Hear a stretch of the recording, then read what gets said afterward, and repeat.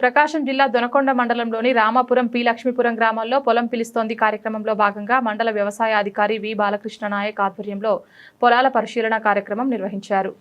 ఈ సందర్భంగా వ్యవసాయ అధికారి బాలకృష్ణ నాయక్ మిరప పంటలను పరిశీలించి రైతులకు తగిన సలహాలు సూచనలు అందించారు.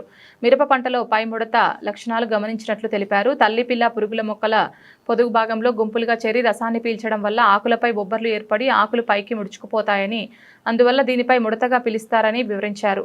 వాతావరణం పొడిగా వేడిగా ఉండి పగటి ఉష్ణోగ్రత ఎక్కువగా ఉన్నప్పుడు ఈ పురుగులు వేగంగా పెరిగి తెగులు తీవ్రత పెరుగుతుందని చెప్పారు. తెగులు అధికంగా ఉన్నప్పుడు మొక్కలు గిడసబారి చిన్న ఆకులతో ఎదుగుదల తగ్గిపోతుందని తెలిపారు. నీలిరంగు జిగురు అట్టలను ఎకరానికి 20 చొప్పున అమర్చాలని, 0.3% గుళికలు నాటిన 15వ రోజు 45వ రోజు ఎకరానికి 8 కిలోల చొప్పున భూమిలో తగిన తేమ ఉన్నప్పుడు వేయాలని సూచించారు. అవసరమైతే క్లోరిపైరిపాస్ లేదా ఎసిపేట్ 0.2 గ్రాములు లీటర్ నీటికి కలిపి పిచికారీ చేయాలని తెలిపారు.